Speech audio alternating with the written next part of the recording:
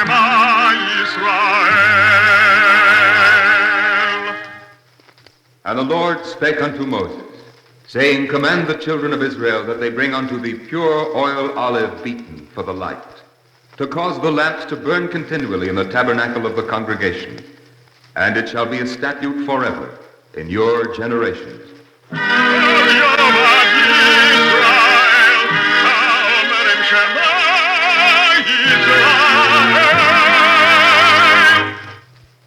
The Eternal Light. The National Broadcasting Company and its affiliated independent stations present The Eternal Light, a program which comes to you under the auspices of the Jewish Theological Seminary of America. Our program today, The Guardian Angel of Genessee County, was written by Mark Siegel.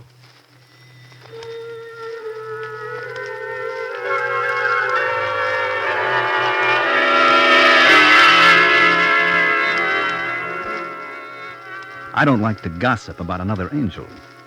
But that Gabriel, really, there's a limit. Threatening to clip my wings and demote me to angel junior grade just for a thing like this.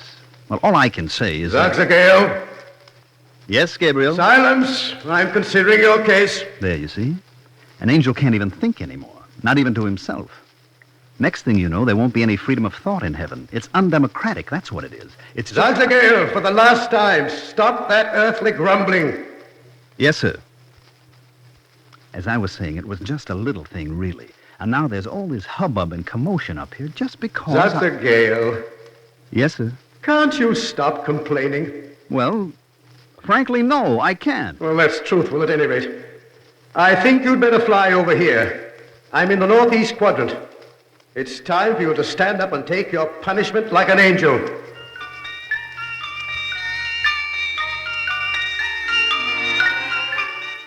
The working conditions up here are really getting intolerable.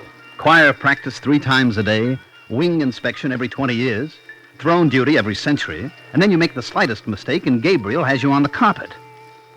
I'd like to tell you what I think about Gabriel. I really would, but I can't. I'm sorry. Angel's present. Well, what's your explanation this time? Well, it's like this, Gabe. Don't call me Gabe. I'm sorry, Gabriel. It's just that every few centuries or so, I get restless. You know, idle hands. I mean, it was only a minor miracle. Zagzagale, I don't know what to do with you. You're full of the... you're incorrigible. I'm afraid you'll have to stand a departmental trial. A, departmental trial? There's nothing else left to do. But first, we'll have to decide what to do with him. With him? Who? Oh, please, Zagzagale, don't act so innocent. With that rabbi. Don't you think I know he's in the southwest quadrant on a cloud?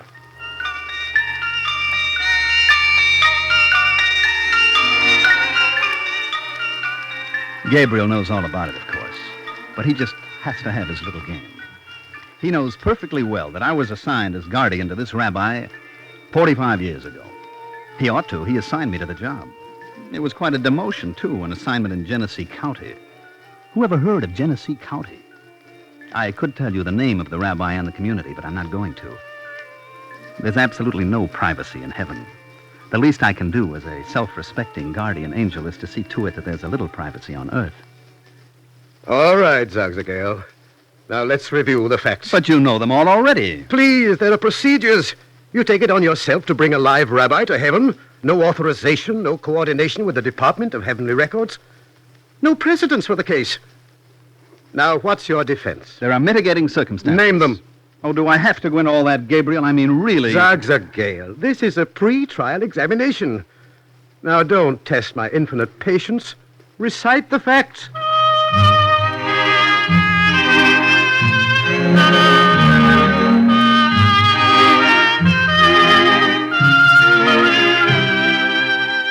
I'm not going to burden you with all the facts I gave Gabriel. It's enough to say that I told him that being guardian angel to the rabbi was a very boring assignment right from the beginning. I watched him grow up. I watched him become a good student. I watched him lead his class at a theological school. Oh, I admit I had a flicker of pride the day he was ordained. But then he went and took that pulpit in the dreary little town in Genessee County. Really, the assignment was a bore. There wasn't a thing for me to do. That's about what I told Gabriel, but he wasn't satisfied, not Gabriel. And you call that a mitigating circumstance? That you found your assignment boring? Well, it's just that there was nothing to do, Gabriel, nothing at all. So I began to devote my attention to details, little details. I just wanted to be helpful. What little details, Axagale? Well, that matter of the congregation's talking. Talking? Talking. Every time the rabbi got up to deliver a sermon, someone in the congregation would be talking. It got so I couldn't stand it. Every Saturday morning for 20 years, I've watched. And just as the rabbi gets into the pulpit, during that little pause between the service and the sermon, some man leans toward his neighbor and says, "Want to play golf tomorrow, Joe?" Or one of the women whispers, I've been thinking about it, Sylvia. Not a theater party this year, a strawberry festival. And the rabbi, what does he do when this happens? "Nothing, Gabe. Absolutely nothing. He just stands there and waits for them to quiet down." I tell you, Gabriel, that rabbi, he's an absolute angel. Oh, very good, Axagale, but now we're up to this morning and your indiscretion. You're prejudging me. Nothing of the sort. What happened this morning? Ah, yes, this morning. Well, it's a beautiful spring day down there in Genessee County this morning, Gabriel. If you take your nose out of that record book, you could see it. You see plants pushing up through the soil, birds singing, sap rising in the Please, trees. Axagale, I'm familiar with the awakening of nature. What happened inside the synagogue? Well, just about half an hour ago, I was watching as usual. The rabbi walked to the pulpit when it came time to deliver his sermon. Now, he's particularly proud of this sermon. Worked on it since last Tuesday night, in fact. And? When he stood up, there was the most infernal gabble going on. My friends, my sermon today... It was the worst infraction in 20 years. It must have been the weather or something. They just wouldn't stop talking. My dear friends, I would like to begin my sermon. Nothing would stop their talking. Really, it annoyed me terribly. You know how I hate people who talk too much. I hadn't noticed. No, it doesn't matter. Finally, the rabbi tried a third time. My friends, I must ask you to allow me to proceed with the sermon. But they went right on. Really, it was just too much for an angel to bear. Even the rabbi, after 20 years of suffering in silence, seemed just a little annoyed. Did he tell the congregation that? No, but a thought crossed his mind. Of course, I knew what it was. Angels can hear even the littlest thoughts, you know. I'm familiar with the phenomenon. What was the thought? Well, the rabbi listened to the buzz of the congregation for another moment, and then he thought, I wish to heaven I had a quieter congregation. That's reasonable. of course it's reasonable. And the second he thought it, I said to myself, at last, Zazagale, something to do. So I reached down, and faster than you can say Genessee County, I brought him up here for reassignment. Well, I must say you've got yourself into a fine mess, Axagale. A very fine mess indeed. Now, look, Gabe, I'm sure we can find him another congregation. Someplace interesting, maybe? San Francisco or Paris, maybe? Silence! Yes, sir. I am not concerned about the rabbi. We can straighten out his situation. It's you I'm considering. Me? You forget that this is a pre-trial examination. I'd like to, but you don't let me. Nonetheless, it is. And your defense is weak, to say the least. Boredom is no excuse for an angel. Angels are not bored, Zagzagale. They're not? They are not. The only possible defense you have when you come to judgment Is the goodness of the rabbi? Precisely. Gabriel, for your own good, I advise you to drop the entire proceeding. What's that? What's that you're saying? If my case rests on the goodness of the rabbi, I've won it. Really, Gabe, as a friend of yours, I'd advise you to drop the whole matter like a hot potato. Now, you know, you may have seniority, but... I'll worry about myself, Zagzagale. Just now, we'll concern ourselves with... I'm ready to take your testimony. And please... Please what? Please, no ethereal poetry. Just the facts, the plain, unvarnished facts. Well, now, point one. Yes? Point one, the rabbi's congregation needs him. The congregation needs him. And that's your defense for bringing him here for reassignment? Oh, that's completely illogical. Now, Gabe, 1 point at a time. I'm trying to show that the rabbi is so good that any angel might have made the same mistake. The fact that the congregation needs him is a material argument. Completely illogical, Zagzagale. But for the sake of peace, I'll go along with you. Now, what's the proof? Lots of proof. May I use your special events receiver? Oh, if necessary. I'll just tune back to the minute I snatched him. That is, the minute I brought him up here. There it is. Now listen. The rabbi. What's happened to the rabbi? He's disappeared. He's completely disappeared. Now, just a minute, everybody, please. Where is As the president of the congregation, I ask for order. Now, Did anyone see the rabbi leave? Leave? He didn't leave. He evaporated. Now, just 1 minute, please. Well, I know. Let me have a look at the pulpit.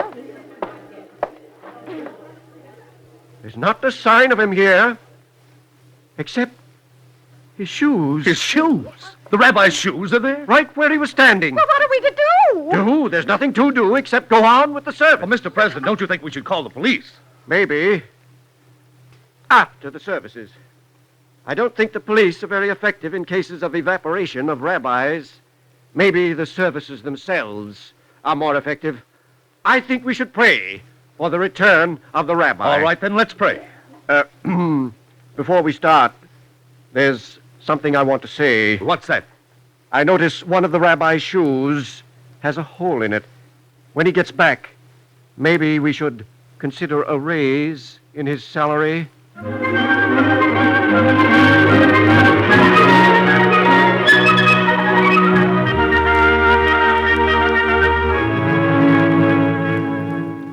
Not very convincing, Zaxagel. Not convincing at all. Well, that's just the way they are in Genessee County, Gabriel. Pretty cool-headed folks, that's what they are. But they sure need the rabbi. They seem to be able to go right ahead with their services. Doesn't that prove they need the rabbi?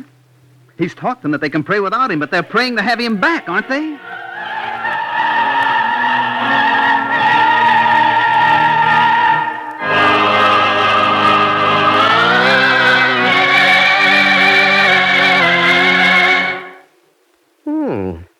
They sing very nicely in Genessee County.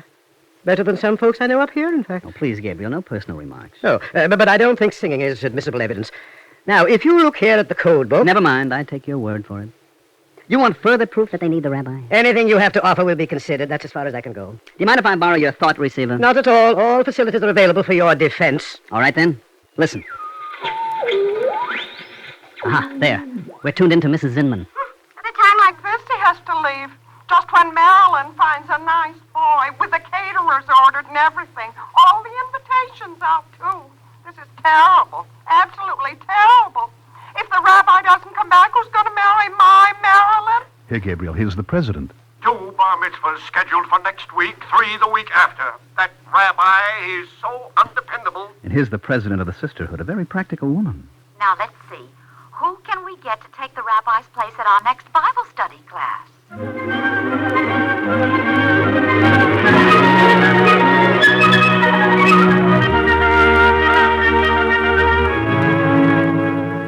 You see, they really need the rabbi. Zaxagel, every congregation needs a rabbi to perform marriages and officiate at bar mitzvahs and conduct Bible classes. Oh, you're in bad shape, my boy. Very bad shape. I didn't say I was through, did I? You never do. You know, this rabbi has interested several young men in Genessee County in studying for the rabbinate. Interesting, but not too material. He's built them a beautiful synagogue. Do you care to have a look? Prayer isn't a matter of steel and stove, Zaxagel. He's very active in community organizations. So are many men. And in the pulpit. Such wisdom, such eloquence. I've warned you already. No poetry, please. Give me another fact. A fact? All right, a fact. He's an understanding man.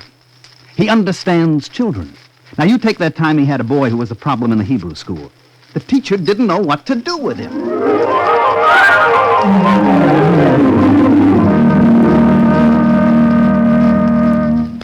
Rabbi, he's impossible. No child is impossible, Miss Lerner. A child is a child. You don't have him in class. Yeah, that's true. But I expect to see him more often from now on. I've made him an offer. You're appeasing him? I've offered him a job.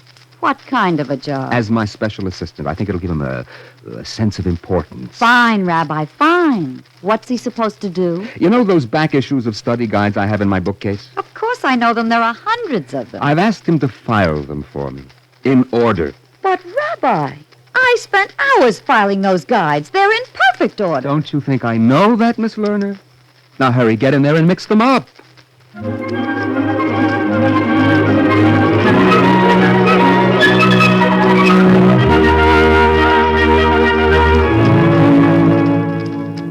Very nice, Zaxagel. I must admit, very nice, but a little on the light side. Oh, you'll need something more substantial for your defense. Well, now, perhaps that day he talked to the president of the congregation is what you're after. It was at a meeting of the men's study group. The rabbi had just finished his lecture on the sayings of the fathers, and there was quite a good attendance. Rabbi, I want to congratulate you. That's one of the finest classes I ever attended. I agree with the President, Rabbi. It was one of the best. And one of the most unsuccessful. Gentlemen, listen to this. After a brilliant lecture like that, the rabbi says he's unsuccessful. You see, it's what I've been telling you. He's not only learned, he's modest, too. Rabbi, I don't understand. What do you mean unsuccessful? You have to ask the president. He's the only one who can answer your question. I can answer it, Rabbi? How? You own a large business, don't you? What's that got to do with what we're talking about, Rabbi?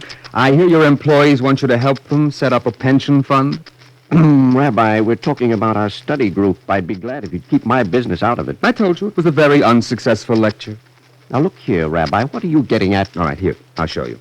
In the portion of the sayings of the fathers we've been studying, Simeon, the son of Rabban Gamaliel, said, "Not learning, but doing is the chief thing." Did he also say I have to give my employees a pension fund? No, he didn't say that. That is, not if you don't care if my lecture was unsuccessful.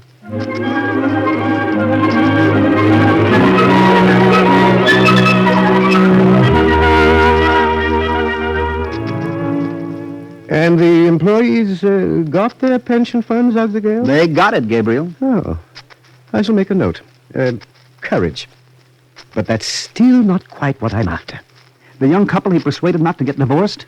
Noted. To try again. His appeal to the mayor for better schools? All very good, but not good enough. Now, look. I'm trying to do the best I can for you. Haven't you got something more dramatic? Something to capture the imagination of the court? As a matter of fact, Gabe, I do. And when you hear this one, old fellow, if you're any kind of an archangel at all, you should promote me to the ranks of the senior seraphim.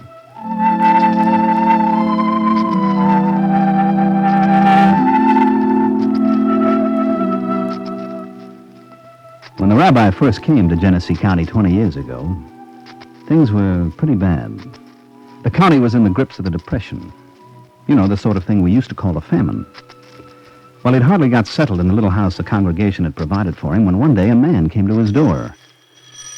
The man's clothes were shabby, but his face looked more threadbare than his overcoat. Are you the new rabbi? Yes, I'm the rabbi. Come in, won't you?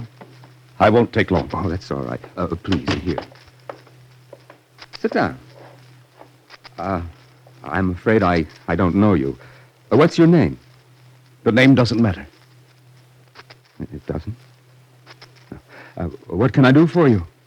Rabbi, I've come to make my peace with God. Your peace with God? Oh, you're in trouble. Real trouble. A crime? Have you committed some kind of crime? No, I haven't, Rabbi. Oh, you can talk to me in confidence. I can advise you. I don't have to reveal anything, not even on the witness stand. You know that, don't you? Yes, I know it, Rabbi. But I haven't committed any crime. I haven't done anything dishonest. Well, then I don't understand. What do you mean you want to make your peace with God? Rabbi, Oh, don't be afraid. Go ahead. Tell me. Rabbi, I'm planning to take my life.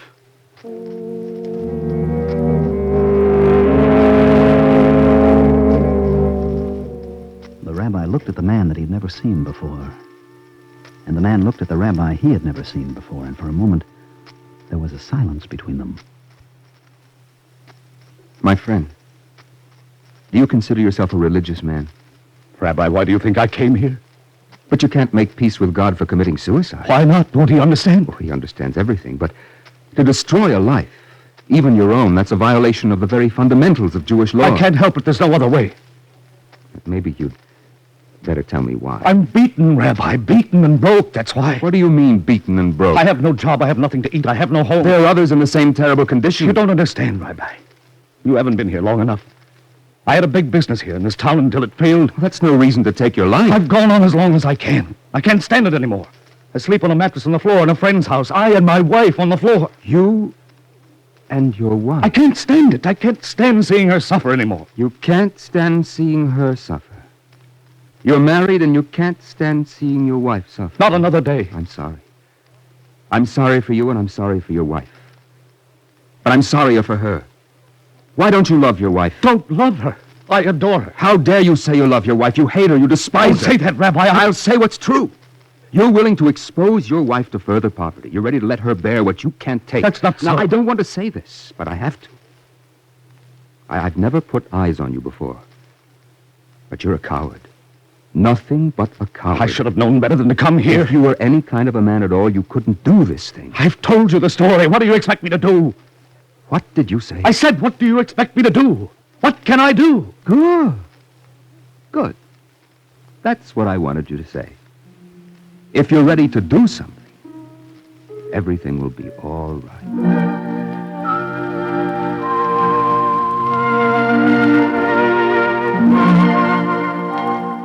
It worked out all right, too. The rabbi saved that man's life.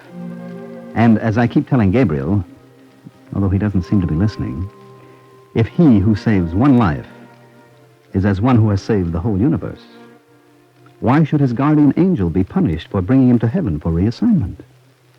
Because it's not done that way, Zagzagel. It's just not done that way. He wished for a quieter congregation, didn't he? I still think he deserves Perhaps one. he does, and perhaps he doesn't. Why didn't you quiet the congregation, then? Oh, Gabriel, you know better than that. I'm the rabbi's guardian angel, not the congregation's. Oh, true. Yes, that's true. Well, that's my defense. Noted. But there's just one other point I'd like to make. I'm listening. In that whole noisy congregation, in that whole gabbling group, Yes? the one who talks the most, the one who's always asking his neighbor about a golf date, Yes, I'm aware of that. is the man whose life the rabbi saved.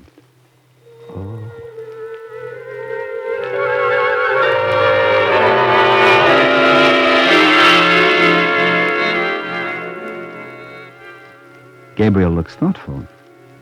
That last point, I'm pretty sure I scored with that one. I tell you, when an angel's right, he's right. Rabbi. Hadn't you better use the voice of authority? You know, the one you use with me? Not with the rabbi, Zagzagel. Rabbi, do you hear me? I hear you, Gabriel. Oh, Rabbi, as you've probably gathered, there's been a slight mix-up here. Oh, I don't mind, Gabriel. It's been a very enjoyable trip. Very unusual. Yes. Your guardian angel, Zagzagel, is in some small difficulty over his error. But that needn't affect you. Well, if there's anything I can do for Zagzagel... Oh, you've done a great deal already. Now, there may be some merit in his notion of Reassigning you. Where would you like to go? Well, if you don't mind, Gabriel. Anything you say. Genesee County. But that's where you've come from. And it is rather a noisy congregation. Noisy or not noisy, foolish or brilliant, bad or good, Gabriel. It's my congregation. Genesee County, please, Gabriel.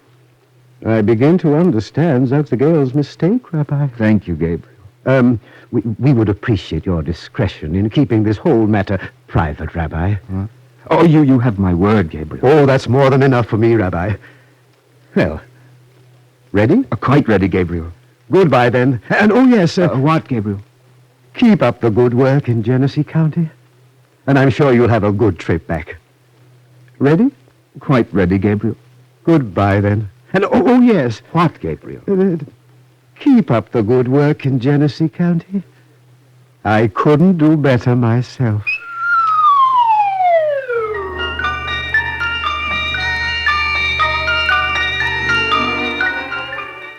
I can see that Gabriel agrees with me that I have a pretty strong defense. But he is a stickler for the rules and regulations. All that I can try for now is a postponement of the trial. I'd like to get this thing put off for, 120 years. You see, that rabbi from Genessee County, he's a very effective witness, and by then, he's sure to be back.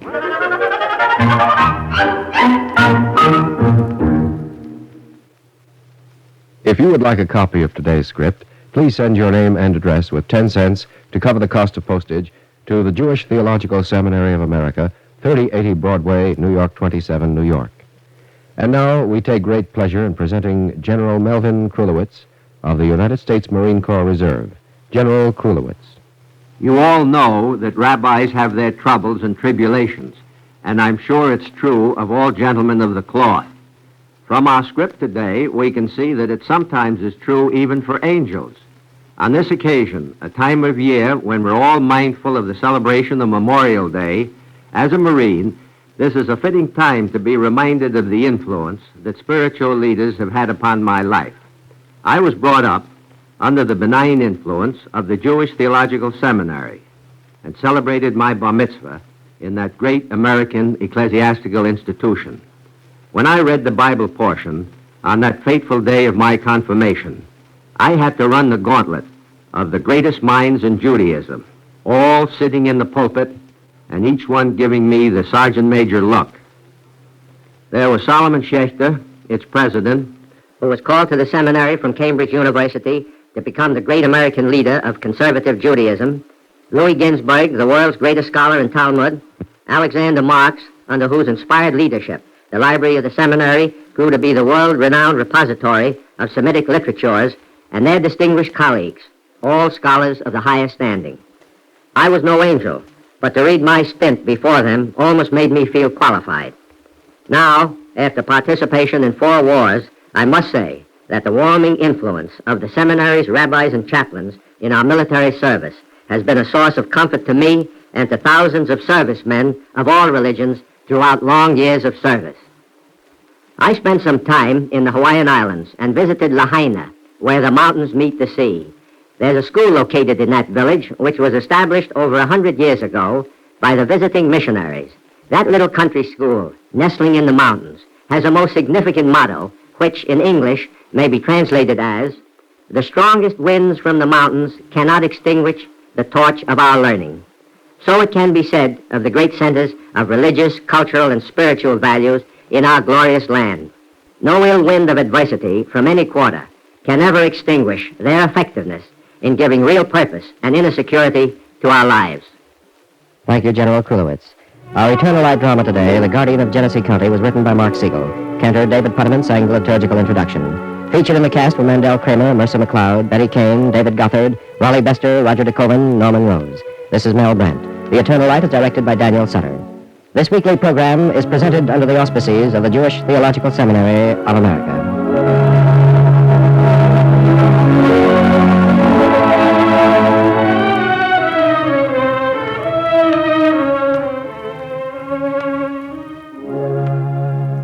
This is the NBC Radio Network.